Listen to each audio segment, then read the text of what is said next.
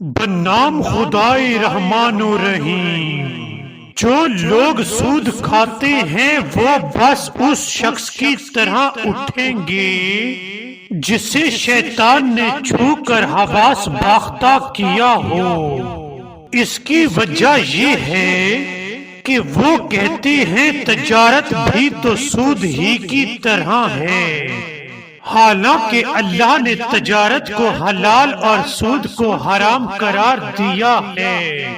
بس جس شخص تک اس کے پروردگار کی طرف سے نصیحت پہنچی اور وہ سود لینے سے باز آ گیا تو جو پہلے لے چکا وہ اسی کا ہوگا اور اس کا معاملہ اللہ کے سپرد ہے، اور جس نے اعادہ کیا تو ایسے لوگ جہنمی ہیں جہاں وہ ہمیشہ رہیں گے۔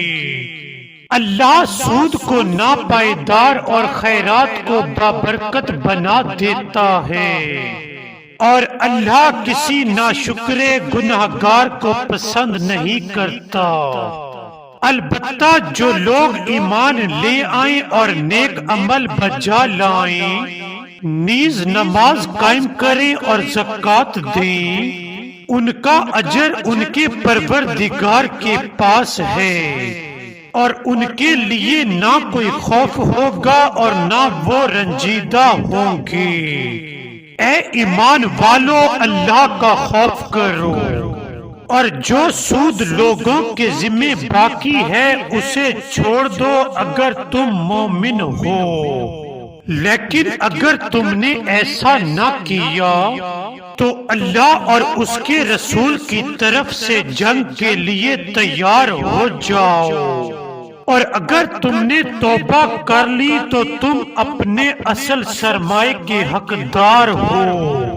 نہ تم ظلم کرو گے اور نہ تم پر ظلم کیا جائے گا، اور تمہارا قرض دار اگر تنگ دست ہو تو کشائش تک مہلت دو، اور اگر سمجھو تو معاف کر دینا ہی تمہارے لیے بہتر ہے۔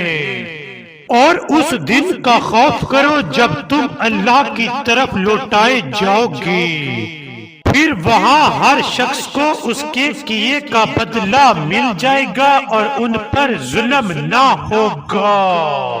پھر وہاں ہر شخص کو اس کے کیے کا بدلہ مل جائے گا اور ان پر ظلم نہ ہوگا۔ پھر وہاں ہر شخص کو اس کے کیے کا بدلہ مل جائے گا اور ان پر ظلم نہ ہوگا۔